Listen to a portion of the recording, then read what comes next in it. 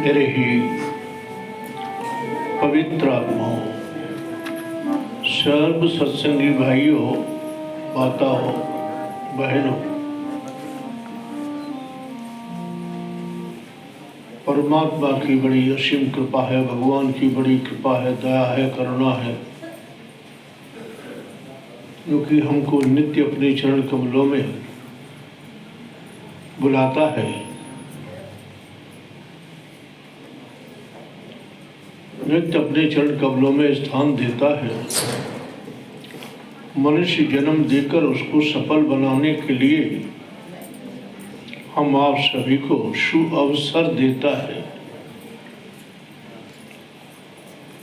केवल साधन यही है मनुष्य जीवन को सफल करने का, भगवत नाम का सुमिरन, भगवान का दर्शन, गुरुजनों का आशीर्वाद, भगवान की कथा इनके जीवन में आ जाती है, उनका जीवन सफल हो ही जाता है। संत और सद्ग्रंथ कहते हैं मन से भक्ति होती है। मन को ऊंच नीच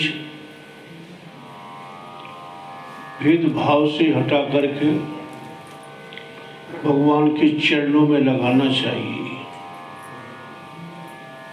मन सदा भगवान के चरण कमलों में यानी ध्यान करता रहे और नाम का सुमिरन करता रहे। अर्थात मतलब कहने का यह है कि ईश्वर से प्रेम मन के द्वारा करो, मन से भगवान से प्रेम करो। ऐसा करने से तुम्हारे अंदर से सारे कुविचार निकल जाएंगे, सत विचार आएंगे, सतोगुणी स्वभाव रहेगा और सद्गुणी स्वभाव रहने के कारण तुम भगवान की भक्ति करते रहोगे। जब सतोगुण की प्रधानता होती है तभी हम भगवान की ओर चलते हैं। इसलिए संतों ने, सदग्रंथों ने सबसे बढ़िया समय ब्रह्म मुहूर्त का रखा कि समय मन सदा सतोगुणी में रहता है, सतोगुण प्रधान रहता है ब्रह्म मुहूर्त में। जहाँ देखो वहाँ सुबह सुबह सारे मंदिर खुल जाते हैं, हजारों लोग दर्शन करने आते हैं, कथाएं चलती हैं, भजन कीर्तन चलते हैं, क्योंकि जल्दी मन को लाभ ब्रह्म मुहूर्त में होता है भक्ति का। ना भैया, जो सुबह सुबह ये काम में लग जाते हैं वो सदा आनंद में रहते हैं, उस दुखों से सदा के लिए बच जाते हैं। दुख उनका कुछ भी बिगाड़ सकते नहीं हैं। मन को केवल भगवान के चरणों में लगा दो। उनमें समता का भाव रहना चाहिए, समभाव रहना चाहिए, भेदभाव नहीं होना चाहिए। और ये भेदभाव हमारे कब मिट सकते हैं? तभी मिट सकते हैं जब नित्य हम समय पे आकर के सत्संग सुनकर वचनों को हृदय में लावें, धारण करें। संत कबीर जी भी यही कहते हैं, मन के मते न चालिए, मन के मते न चालिए, मन पक्का यमदूत, यमदूत के हवाले कर देता है ये मन गलत काम करा कर के। इसलिए उसके कहने पे मत चलो।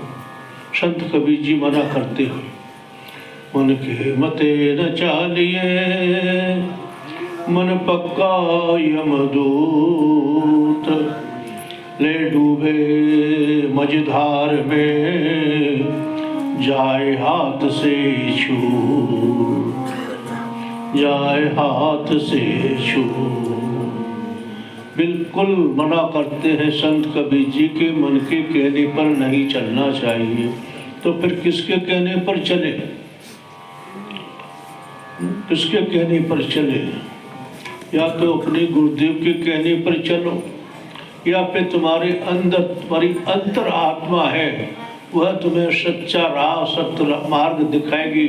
अपनी आत्मा की जो कहे उस पर चलो, लेकिन आत्मा और मन की पहचान होना चाहिए। जब तक आत्मा और मन को नहीं पहचान लेते तब तक आत्मा के अनुरूप हम नहीं चल सकते।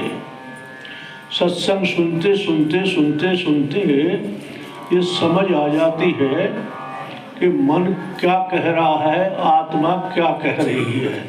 आत्मा की आवाज़ और मन की आवाज़ का पता चलने लगता है जब परिपक्वता भक्ति की आती है, तब फिर व्यक्ति मन के कहने पे नहीं चलेगा, वो आत्मा या गुरुदेव के शब्दों के अनुरूप जीवन जिएगा, सदा सुखी रहेगा। मन और माया के गड्ढे में जाकर गिराता है ये मन, माया मोह की गड्ढे में जाकर गिराता है। इसलिए संतों ने मनमति पर चलने के लिए बिल्कुल मना किया है। गुरुमति के अनुसार जीवन जिए, गुरुमति के अनुसार चले, गुरु वचनों के अनुसार चलेंगे तो आप सदा आनंद और सुखी रहेंगे, परम सुखी रहेंगे। समझ गए भैया? आज के युग में देखा जा रहा है कि अधिक से अधिक मनुष्यों का जीवन चिंताओं में, दुखों में, टेंशन में बीत रहा है। छोटे से लेकर बड़े तक, बूढ़े तक, अधिकांश। लेकिन जो भगवान से जुड़े हुए हैं वो तो आनंद में हैं ही, लेकिन जो भगवान से नहीं जुड़े हैं वो अधिकांश चिंता में ही अपना जीवन बिता रहे हैं। बाहर की उपाधि, आदि व्याधि उपाधियों के कारण उनको अपने अंदर की शांति का पता ही नहीं है कि हमारे अंदर कितनी अथाह शांति का सागर लहरा रहा है, और दुखों को भोग रहे हैं, दुख उठा रहे हैं, है ना। बहुत बिगड़ा हुआ होता है वातावरण, बिगड़ा हुआ है और बहुत ज़्यादा बिगड़ा। वातावरण बिगड़ा है वो तो बिगड़ा है, लेकिन हमारा मन कितना बिगड़ा है ये हमको देखना है ना। मन, यदि हम लोग सत्संगी होकर के भी भक्ति करते हुए भी हमारा मन बिगड़ जाए तो बड़ी दुख की बात है, कष्ट की बात है। वातावरण तो संसार ही है, चल रहा है, बिगड़ा हुआ, ठीक है साहब, अरे साहब जमाना बिगड़ गया, अरे तुम तो सुधरो। सत्संग में आकर के भी कोई गलती, बेचारे नेत्रहीन से कोई गड्ढे में गिर जाए, कुछ हो जाए तो लोग दया करके कहेंगे अरे भैया बेचारा उठाओ निकालो। लेकिन आँखों वाला जाकर के गड्ढे में गिरे तो सब धुधकारेंगे, अरे तेरे आंखें नहीं थी क्या। पाप उसको लगता है जो सत्संग में आकर के यदि हम अपने मन को नहीं सुधार पाए तो फिर कब सुधारेंगे, है ना भैया। समुद्र में एक जहाज चले जाए, जोरदार तूफान आए, है ना, आंधी तूफान आ जाए और उसमें नीचे से छेद हो, तूफान आए और नीचे से छेद हो, अब बताओ उस जहाज को डूबने से बचने का कोई उपाय है? एक तो तूफान हिलोरे पानी ले रहा है और ऊपरी पीछे से गड्ढा हो गया है, पानी भर रहा है, वो कैसे बचेगा वो जहाज? बचने का कोई किनारा लगने की आशा है ही नहीं, उसका बच ही नहीं सकता हो। तो वातावरण बिगड़ा हुआ है, मान लो वातावरण बिगड़ा हुआ है, यदि हमारा मन बिगड़ जाए तो जीवन नैया हमारी कैसे पार लगेगी। वातावरण तो बिगड़ा हुआ ही है, जहाज तो तूफान में फंसा ही है, नीचे से गड्ढा। इसी प्रकार वातावरण तो बिगड़ा हुआ है ही, और फिर हमारा मन और बिगड़ जाए तो भैया कैसे जीवन नैया पार लगेगी? पार लग ही नहीं सकती। समझ गए ना बात? बाहर ना छेद हो भीतर से, जैसे जहाज में छेद भी ना हो तो तूफान से वो शायद बच जाए, डूबे नहीं, बच सकता है, पानी ना भरेगा तो, है ना। इसी प्रकार हमारे मन में संसार या संसार की बातें याद ना आवे, मन में सत विचार उत्पन्न हो, भगवत नाम का स्मरण हो, नित्य सत्संग में आकर समय पर सत्संग श्रवण करें और उसे जीवन के बर्ताव में लावें तो जीवन नैया पार होने में कोई संदेह ही नहीं है। अब सागर से पार होने में कोई संदेह नहीं। क्यों? कि आपके अंदर वैराग्य भाव आ गया, आपके अंदर परमात्मा के प्रति प्रेम हो गया, ईश्वर प्रेम है, सबके लिए सद्भावना आपके मन में है ना। जब इतनी बातें आ जाएंगी तो फिर डूबने के लिए बचाई का जहाज 3 मिल गए आपको, समझ गए ना। मन को समझाना चाहिए, मेरे मन कर ईश्वर से प्रीत, मेरे मन कर ईश्वर से प्रीत, कर लो प्रभु से प्रीत, मेरे मन कर लो प्रभु से प्रीत। शरण आए से सब ही उबरे, शरण आए से सब ही उबरे, ऐसी प्रभु की रीत, मेरे मन कर ले प्रभु से प्रीत। शरण आ गए वो तर गए समझो। सुंदर देह देख मत भूलो, सुंदर देह देख मत भूलो, जैसे तृण पर शीत, जैसे तृण पर शीत। समझ रहे इस बात को आप? सुंदर देही देखकर मत भूलो। तृण माने तिनका घास, उस पर बर्फ पड़ती है तो वो मोती जैसे दिखाई देते हैं ना। अब कहीं उससे किसी की प्यास बुझ सकती है? उस बूंद से प्यास बुझेगी क्या? संत लिखते हैं, सुंदर देह देख मत भूलो, जैसे तृण पर शीत, शीत माने बूंद, कच्ची देह गिरे आखिर को जो बालू की भीत। ये देह अपने को दिखाई दे रही है, इसको कच्ची बताया है संतों ने। कच्ची देह देख मत भूलो, जो बालू की भीत के समान ये शरीर है। बालू की भीत बना दिए या दीवार उठा दिया, उसको कब तक वो पक्की रहेगी? जरा सा पानी आया, हिली गुली, गिर गया मकान, गया काम से। मनुष्य जन्म फिर नहीं पावे, मनुष्य जन्म फिर न पावे, जाए उमरिया बीत। मनुष्य जन्म फिर नहीं पावे, जाए उमरिया बीत। दास कबीरा चढ़े गगन पर, देव नगारा जीत। गगन पर माने श्वासों श्वास नाम सुमिरन कर। गगन का मतलब इशारा है संतों का ही है।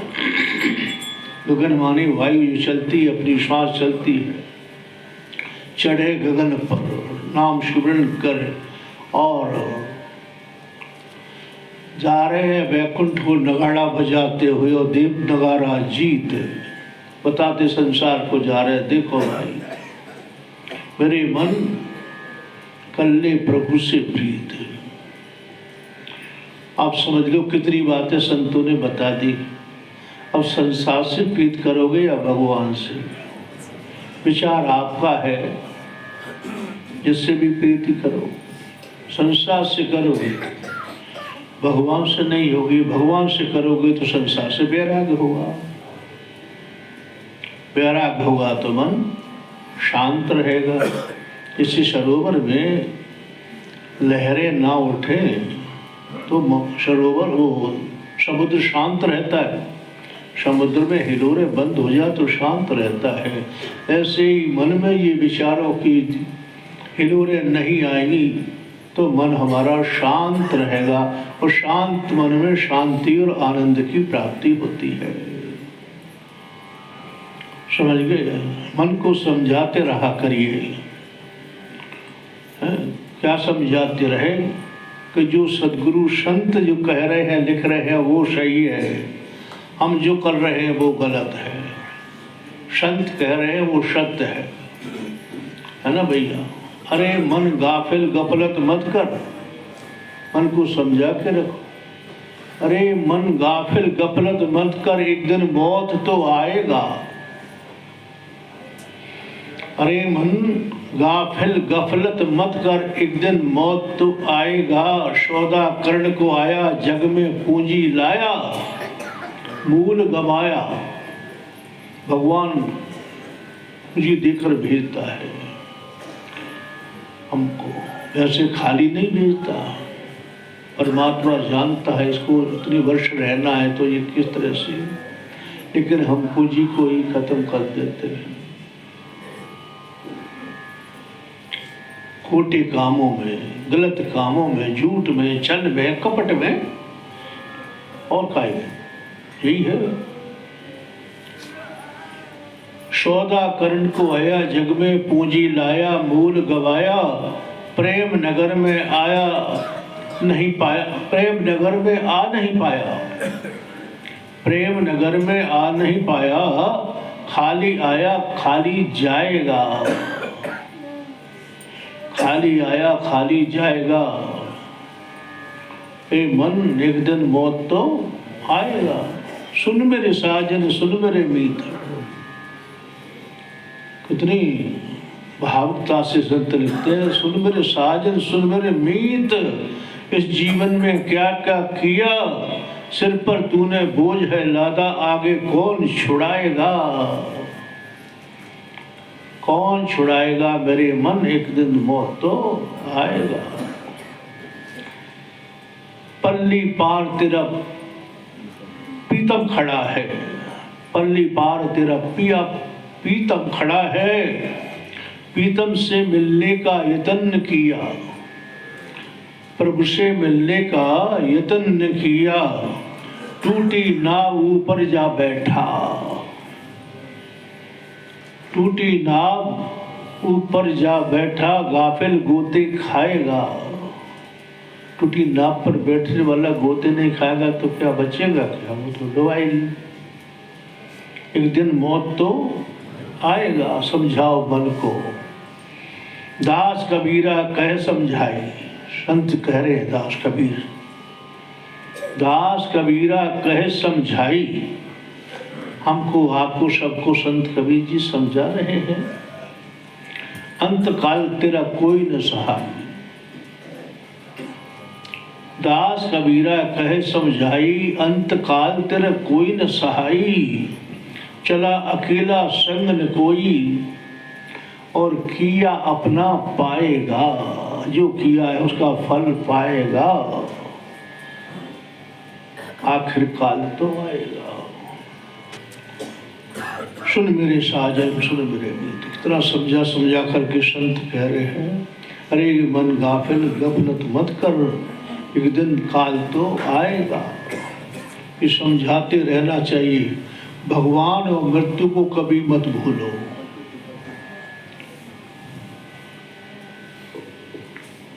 मौत और भगवान को कभी मत भूलो, सदा याद किया करो, तो तुम वैराग्य भाव से संसार में अपने आप वैराग्य आता जाएगा। वैराग्य के लिए कुछ करना नहीं है, अभ्यास नहीं करना है, केवल याद करो मृत्यु को और भगवान को। समझ गए भैया? अच्छा, कुछ लोग कहते हैं तो भजन कीर्तन सत्संग जो मान लो, अभी से हम क्या करेंगे? अभी हमारी खाने पीने मौज मस्ती करने की उम्र है। अभी तो हमारी उम्र खाने पीने की है, संसार को भोगने की है। अभी से भजन क्यों करें? जब उम्र आएगी भजन की तब कर लेंगे, बूढ़े बड़े उनके लिए है भजन सुन। अरे भैया, मृत्यु का किसी को पता है क्या कब आ जाए? कोई कह सकता है क्या? किसी को पता हो तो बताओ। बुढ़ापा आएगा, जवानी नहीं, कई चले जाते, पता होता है क्या? नहीं। देखो, मकान की नींव यदि पक्की होगी तो मकान को कुछ भी, कैसे भी बरसात पड़ जाए, कुछ भी हो, कोई हिला नहीं पाएगा। कच्ची होगी तो वो मकान आप जानते ना, पेपर में आता इतने मकान आज बरसात के कारण ढह गए, इतने व्यक्ति उसमें दबकर मर गए, पढ़ते हैं ना। तो कच्ची बुनियाद होगी, नींव होगी तो मकान की वो मकान गिरेगा।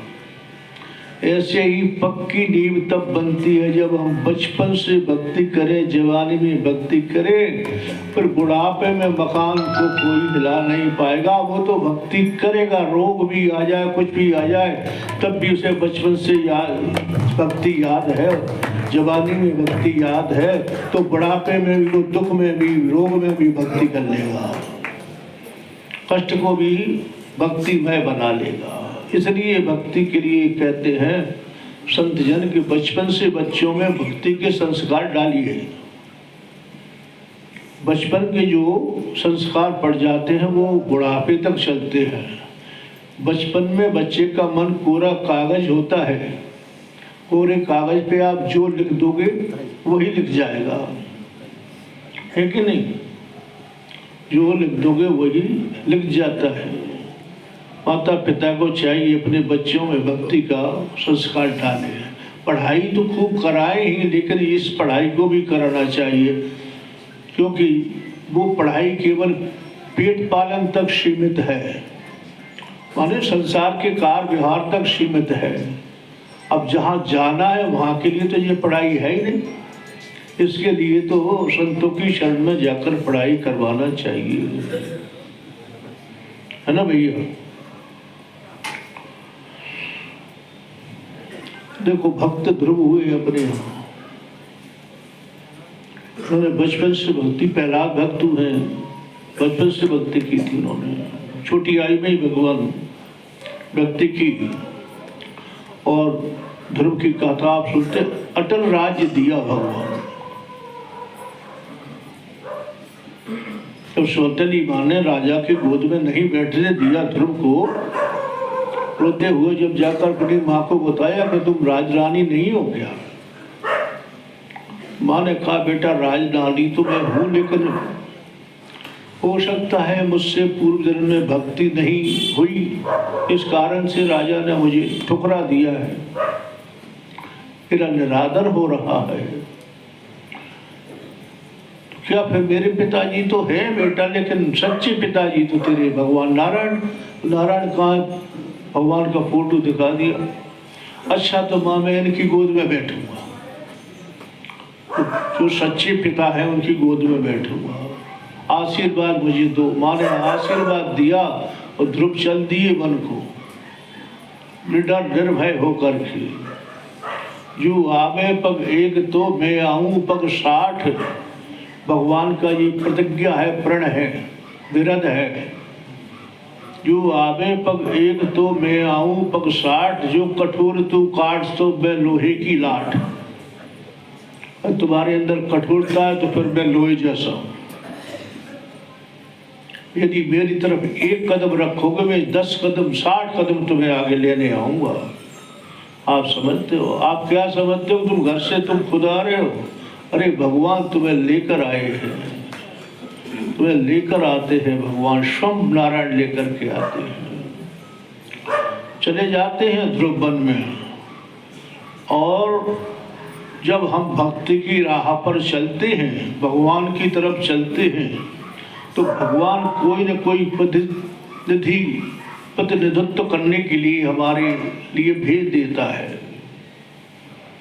नारद जी महाराज को भेज दिया भगवान, सदगुरु मतलब आ गए नारायण। कहा बेटा कहाँ जा रहे हो? कहा मैं भगवान का दर्शन करना चाहता हूँ। महाराज नारद जी ने तमाम को कहा ये भगवान कैसे मिलेंगे, बड़े बड़े ऋषि मुनियों को नहीं मिले, तुमको क्या मिलेंगे? बोले मेरी माँ का आशीर्वाद है। दूसरा मेरी माँ ने कहा था बेटा यदि जिस संत की प्राप्ति हो जाती है उससे भगवान जरूर मिलते हैं।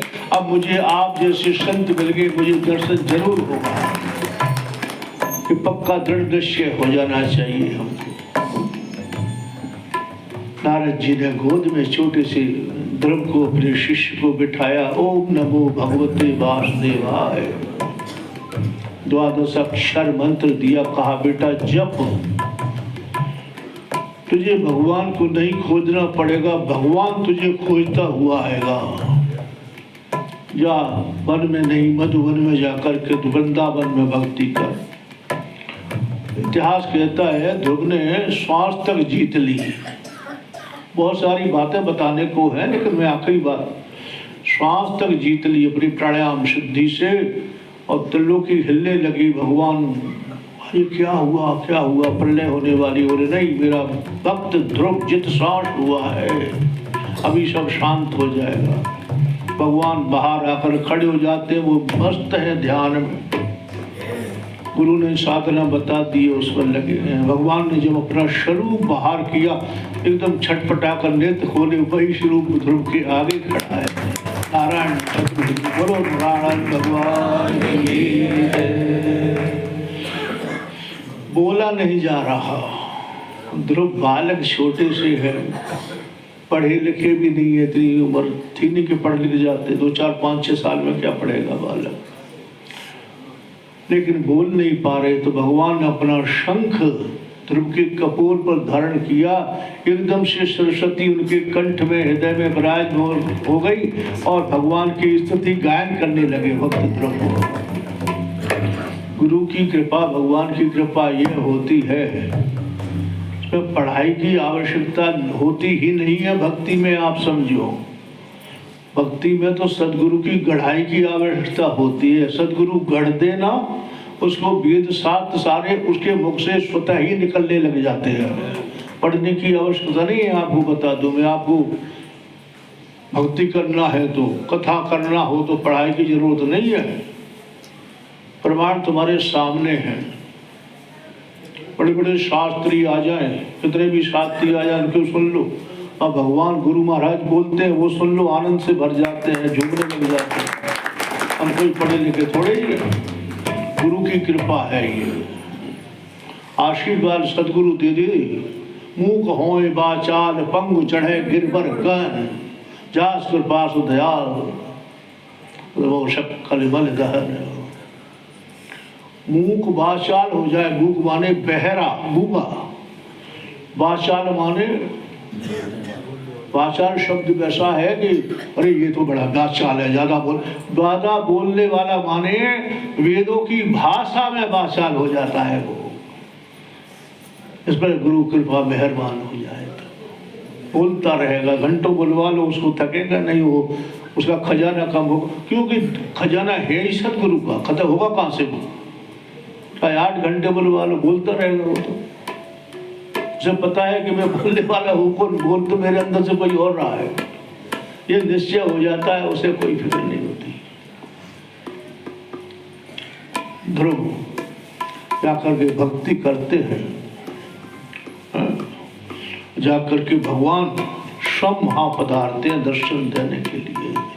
अर्थात यूं कहना चाहिए कि भक्त ध्रुव जैसे कि भक्त के दर्शन करने के लिए नारायण आते हैं। समझ गए?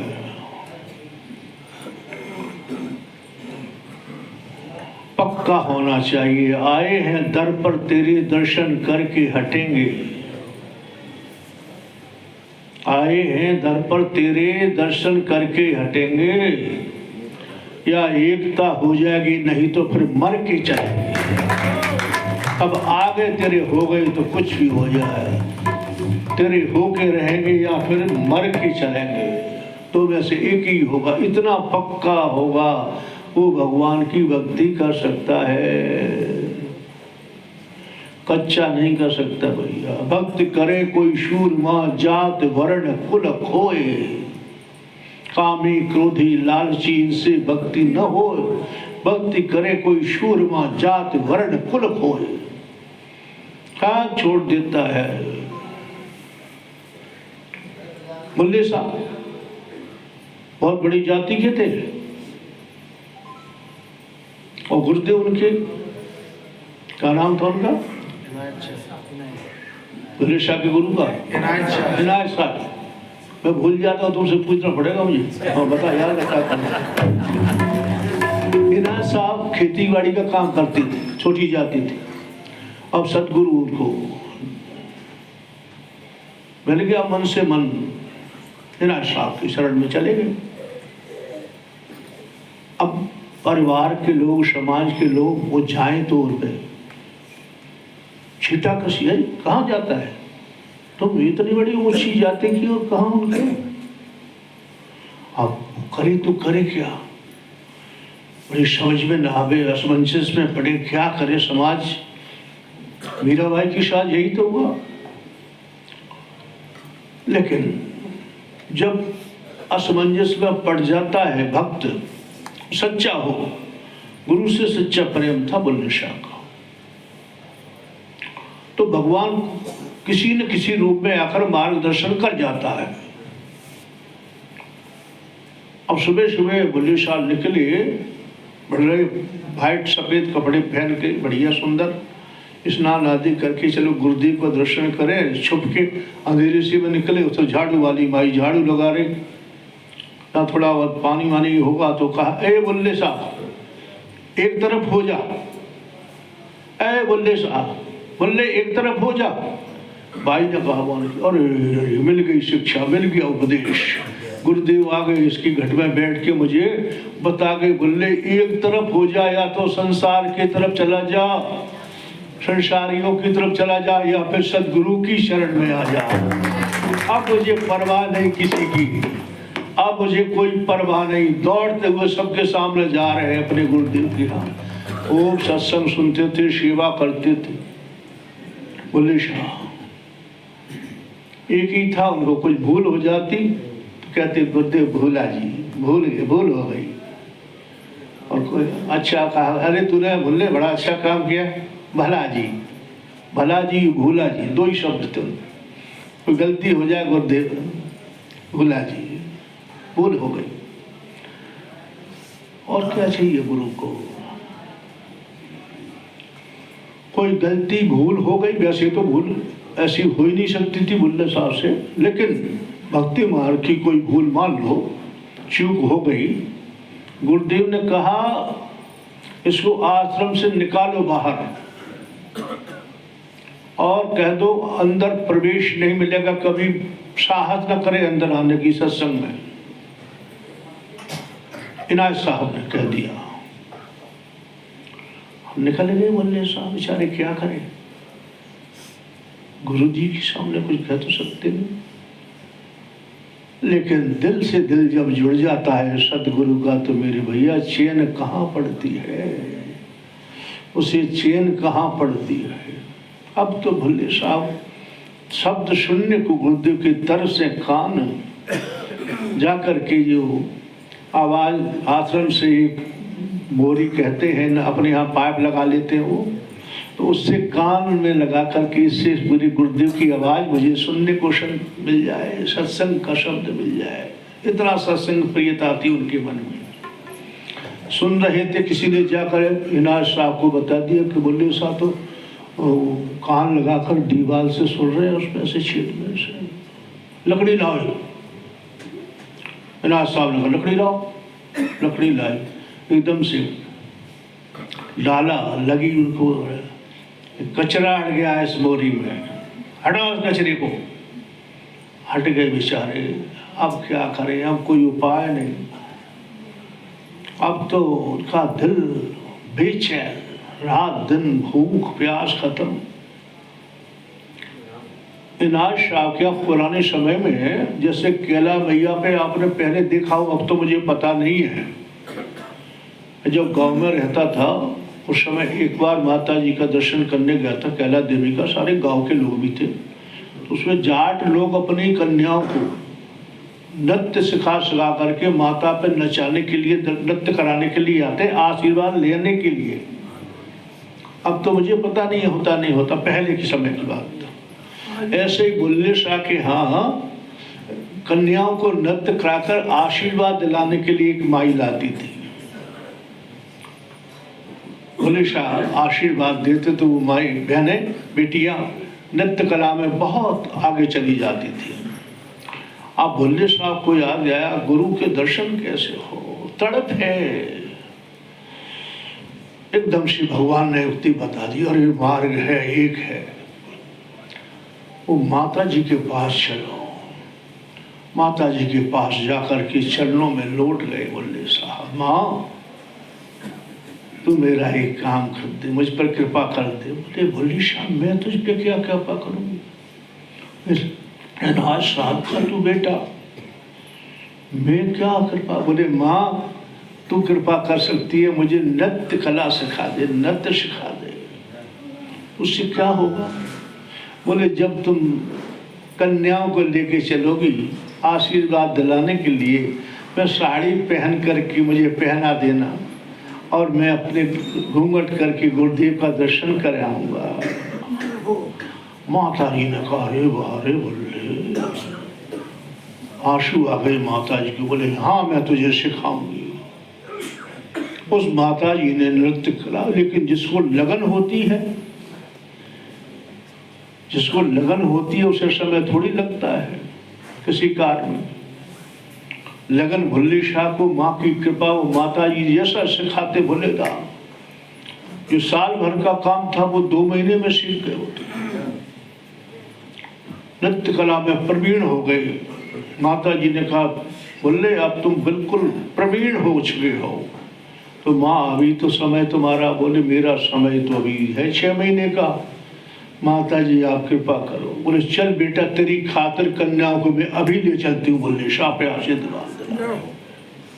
साड़ी पहनी बुल्ले शाह, घूंघट लटकाया, कहा माँ ये संभाल के रखना। और साहब माता जी ने कहा भगवान आपकी आशीर्वाद के लिए कन्याएं आई हैं। हाँ बुल्ले साहब बैठते थे अपनी गादी पे आशीर्वाद के लिए। कन्या नृत्य करती हैं, गाने बजाने वाले गाते भी हैं, भक्तगण भजन। कन्या नृत्य करती है। बुल्ले शाह ने नृत्य किया। ओ हो ऐसा नृत्य किया, ऐसा नृत्य किया कि कन्या भी फेल हो गई बुल्ले साहब के सामने। कहा माता जी ये कन्या ये इसका मुझे दर्शन तो करा।